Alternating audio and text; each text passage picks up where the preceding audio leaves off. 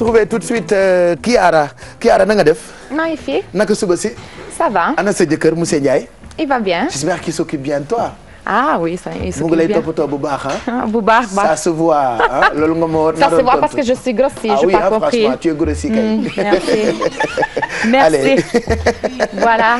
Nous parlons tout de suite de ceux qui sont parmi nous, les Européens, Sénégalais, entre inclusion et exclusion. C'est le titre de ton reportage de ce matin. Aujourd'hui, voilà. Aujourd'hui, Pape Cheikh, nous allons parler de certains sujets qui font la une médiatique et qui souvent sont instrumentalisés à niveau politique. Comme par exemple la thématique, tu viens de le dire, de l'intégration, donc de l'inclusion et de l'exclusion sociale. La thématique des immigrés de première, deuxième, troisième génération, de la citoyenneté et surtout la question identitaire, donc l'identité. C'est quoi l'identité? jàpp leen Guigui fu mu jëm ma ngay dem de téye leen Guigui Guigui yow Guigui ngay dem de fu mu jëm noonu ah day sol mu ji ok d'accord c'est bon baal ma. Non, c'est quoi l'identité pour les gens qui ne connaissent pas? Donc l'identité, c'est que ce qui fait qu'on est qui on est et que les autres puissent nous définir en quelque sorte. Que souvent les gens pensent que l'identité soit définie par des propriétés rigides, mais au contraire c'est un processus de constant apprentissage culturel, de découverte, de recherche et surtout des interactions sociales. Qui aujourd'hui peut être défini sénégalais, qui aujourd'hui peut être considéré italien. Et est-ce qu'un passeport est suffisant à faire de nous des citoyennes? Et surtout, dernière question, avec le mouvement qu'aujourd'hui caractéristique un peu tous nos vies, hein, parce que si je prends mon cas, je suis née en Italie, j'ai travaillé en Angleterre, j'ai étudié en France, je suis venue au Sénégal. Donc, les mouvements qui caractérisent la vie de chacun d'entre nous, et avec ces mouvements, est-ce qu'un seul lieu peut contenir de nouvelles identités qui sont souvent des identités plurielles? Je vais demander à Pape Samba de lancer les reportages. On va connaître Moustapha Mbaye, un jeune Italien d'origine sénégalaise, et à travers son histoire, on va chercher, si on peut, de répondre à ces questions sociales. Allez, on regarde.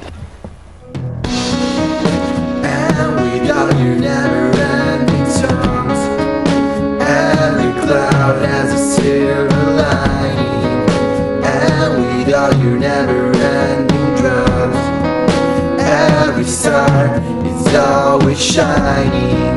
Don't cry a river when you're going back home.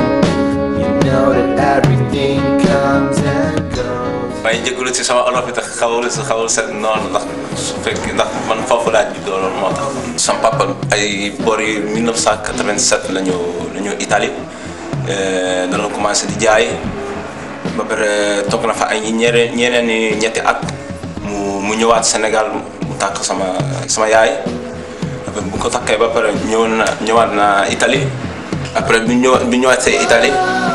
Après doon def ay genre affaire ci liggéey bi comme kayit ak ambassade bi après bu ñëwee indaan na sama yaay ma judd Italie te bi ma juddee foofu ci journal la ma teg ma nekk première Sénégalais mu judd ci région bu nekk foofu tudd Romagna.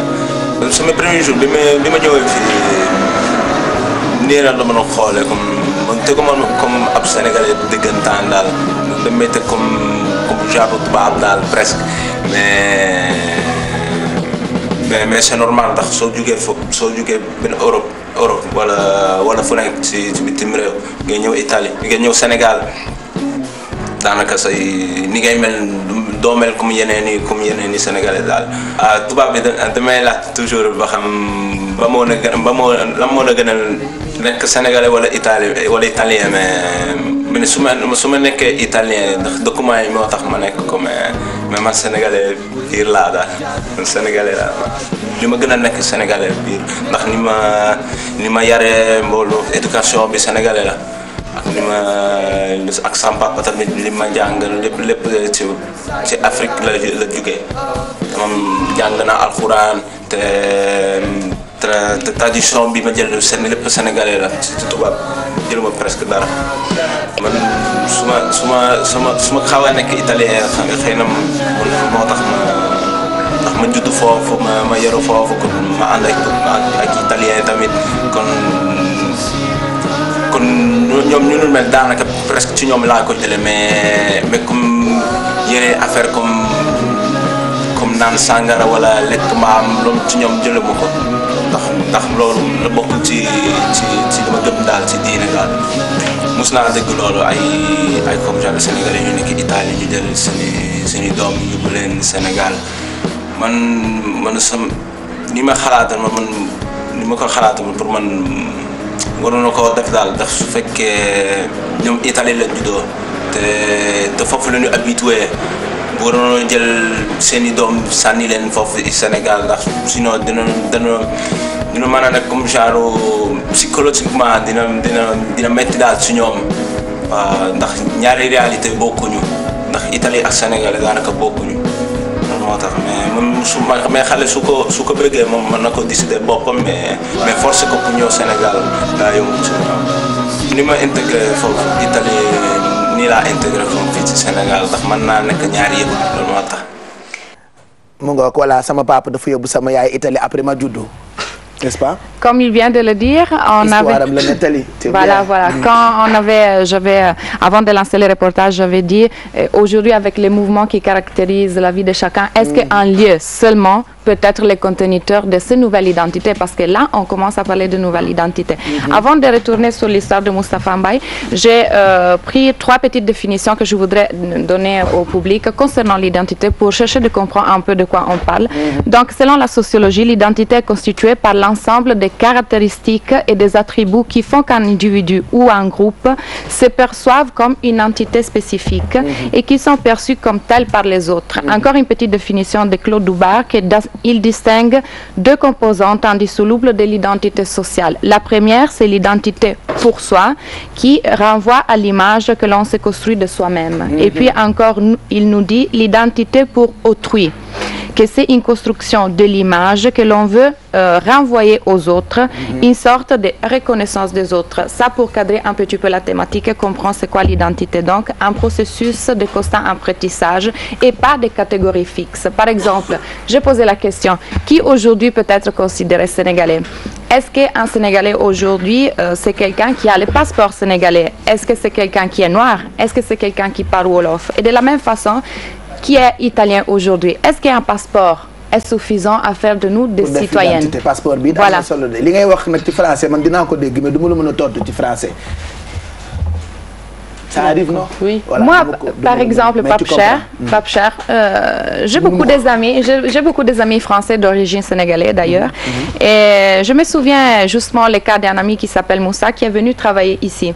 Et à chaque fois, moi-même, je le définis comme un Sénégalais parce que je vois devant moi quelqu'un qui ressemble à un Sénégalais. Et à chaque fois, lui, il me précise, mais je ne suis pas Sénégalais, je suis breton. En plus, pas que français, je suis breton, je me sens breton. Ouais. On a raconté l'histoire... Parce que nous, le judo, faut le judo, faut le magué, lolo lañ ko yaré.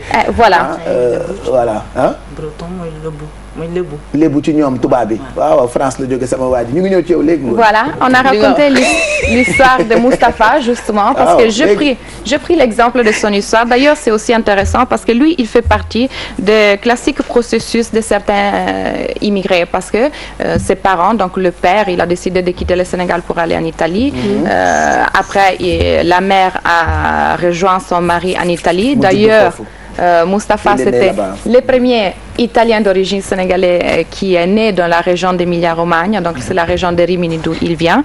Et souvent, les premiers migrants sénégalais qui partaient, ils partaient pour venir ici travailler, mettre de côté un peu d'argent pour après revenir. Donc il y avait l'idée du retour. Donc ça caractéristique tous les Sénégalais. Mais aujourd'hui, il y a quelque chose qui change. Ces enfants qui sont en train de naître dans les autres pays, souvent ne veulent pas tous, revenir au pays parce qu'ils se sentent appartenir à un autre pays, même s'ils sont fiers de leur origine. Et donc, ils vivent aussi ces questionnements parce que les parents voudraient que les enfants fassent le même parcours qu'eux, ils ont fait. Après, ce qui est plaisant dessus, comme nous déggee ki wax léegi nii, la plupart de ces enfants yu juddoo bitim réew màggee fa yaroo fa da ngay gis ni dañuy wax ni Sénégal la ñu bëgg donte seen kayitu suukar bi kayitu dëkk boobu la seen ay passeport européen la ñu yor ak yooyu muy kayit nag bu am valeur nag quoi qu'on puisse dire. Wala nga koo xam sax nga taxaw ci aéroport Europe yi dañ leen di ber. sama classe gii di ñëw Ndakaaru fee la ñuy taxawee ñii nga xam ne am nañu passeport européen feneen la ñuy jaaree donc y a beaucoup d'avantages par rapport ak papier yooyu mais ñoom c'est des Sénégalais ci xol comme quoi ñoom définition identité ci seen xol la waaw fier de son origine attention mais il se sent aussi appartenir au pays par exemple je posais la question à Moustapha tu te sens plus italien ou plus sénégalais lui il a dit je me sens plus sénégalais voilà après le problème maa la daa ko wax de le problème mooy ñoom fii ci Sénégal ay tubaab lañu leen di considérer waaye fa ñu nekk itam àdduna du yàgg ba ñu considérer leen ay tubaab on les considère toujours même bu ñu fa juddoo on les considère comme des étrangers ay Sénégalais. Je vais vous citer aussi ce qu'un ami justement d'origine casamançais français. yow loo fi yàgg tubaab ngay tubaab rek ngay nekk nag seen tubaab bi ci yeewu leen bi. On va aussi arriver à ça aussi. Et je me suis posé une question parce qu'une fois j'ai rencontré dans un clando en plus une jeune fille, elle avait 14 ans à Yoff. Elle prenait les clandos, elle parlait pas wolof, sénégalaise, hein? Elle parlait pas wolof, elle parlait pas français. Elle avait 14 ans. Elle m'a raconté qu'elle était née en Italie. Et que les parents, à un certain moment, ils ont décidé tout d'un coup, tu vas aller au Sénégal et tu vas rester vivre là-bas. C'était pour elle un choc parce qu'elle parlait pas wolof, elle parlait pas français, elle n'était pas habituée. Et la fille, elle a galéré, elle voulait rentrer parce qu'elle se sentait, à différence de Moustapha, italienne. Donc, à un certain moment, ses parents, heureusement, ils l'ont compris. Et donc, elle est retournée en Italie. Mais parfois, les parents le font pas de gaieté de cœur. Ils envoient leurs enfants ici parce qu'à un moment donné, ils savent plus quoi faire. Quand tu es sénégalais de souche et que ton enfant à un moment donné tu ne la vois pas comme voilà parfois parents yi dañuy bu ñuy indi seen doom yi fii c'est pas dañuy kontaan pour def ko parfois xale yi dañuy dem ba tëleen en quelque sorte comme ni nga koy waxee parce que xale yi ay tubaab la ñuy doon comme tu dis ñun Sénégal on va les considérer comme des tubaab voilà comme par exemple fii am na yenn wax sa ñoo ko wax sa ay parents culture yu du benn donc à un moment donné ñoom solution lañ koy def c'est comme quand j'ai entendu pour la première fois benn xale bu ne maman tu mens voilà c'est ça mais ça au Sénégal c'est au moins boo amee doomu Italie nga làkk ko wolof mais li mu expliqué xale bi ñëw fii déggul wolof ça ci photo parents yi la mais le fait que ñu leen di envoyer fii parfois c'est parce que amatuñu solution en fait yow delloo doomu Pérou bi mais c'est ça yaa ngi téye seen doom ce qu'elle dit Bijou c'est essentiel parce que c'est arrivé elle exagère quoi mais au moins dinañ ko làkk mu mel ni nijaayam mais dinañ ko làkk loo xamante ne bis bu demee Pérou dina mën a exprimer wu mais on a remarqué am na lu ñu seetlu am na loolu mooy richesse su métissage am na lu ñu seetlu buñ la booleelee yëpp mais sinon bu fekkee dañ choisir benn mais am na lu ñu seetlu léegi surtout ci Sénégalais yi nekk ca bitim réew boo demee seen ay kër même seen ay doom bu ñu fa juddoo doomu tukulóor yi par exemple yi nekk France dañuy làkk tukulóor doomu Sénégalais yi nekk bitim réew dañuy làkk wolof mais la chose parce que première masse d'immigrés bi ñoo dul woon la voilà parce qu'il y avait un problème de complexe on vient justement de le dire l'identité c'est un processus qui change donc il faut que les gens commencent à comprendre qu'il y a de nouvelles identités qui sont en train de se créer c'est ça qui est important il y a un proverbe qui dit les vrais enseignements qu'on peut donner à nos enfants c'est leur donner des racines mais aussi leur donner des ailes pour voler donc pas les emprisonner dans une culture leur apprendre leur culture mais après laisser libre ces gens aussi de se développer à l'heure. Je vais terminer avec l'histoire de Massi. C'est un jeune professeur français d'origine casamançaise, fils à son tour des immigrés sénégalais qui sont partis en France pour travailler et il fait partie de ce que les statisticiens appellent immigrés de deuxième génération. Pourtant il est français. Et écoutez bien ce qu'il m'a dit. Je n'aime pas quand les gens me demandent de quelle origine je suis. Personnellement, je me sens français et fier que mes parents soient partis de ces immigrés qui depuis des années travaillent dignement en France.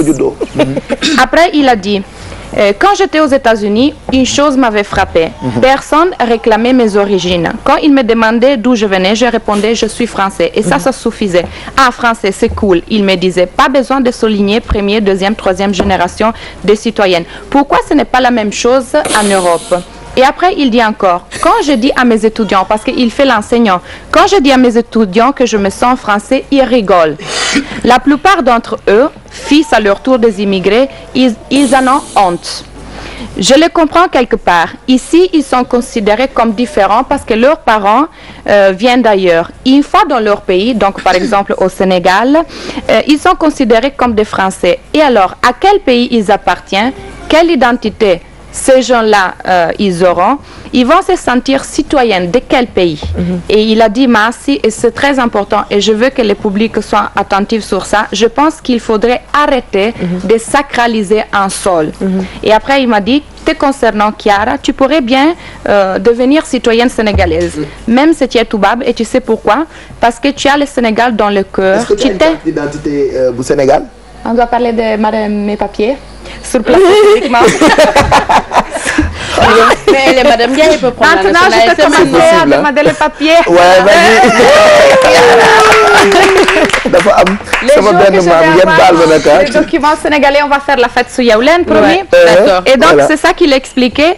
C'est quoi la différence entre toi et un Sénégalais, par exemple, qui naît à l'extérieur, qui n'a jamais venu au Sénégal? Et c'est ça la question, parce qu'on parle de nouveaux Européens, mais on peut parler aussi de nouveaux citoyens de différents pays africains. Attention, parce que on réclame souvent à l'Europe de ne pas accepter ces Européennes qui ont la peau différente ou qui ont des origines différentes. Donc on dit on les accepte pas en tant qu'Italiens, en tant que Français. Et là, je lance une petite provocation. Est-ce qu'ici, on est capable à notre tour de voir comme Sénégalais quelqu'un qui n'est pas noir, qui est blanc, quelqu'un qui est peut-être né de parents d'origine étrangère, parce que souvent quand on les voit, on a des difficultés à les prendre comme des Sénégalais. Et pourtant, il y a des personnes d'origine européenne qui sont là depuis 20 ans, 30 ans, et qui connaissent bien les pays.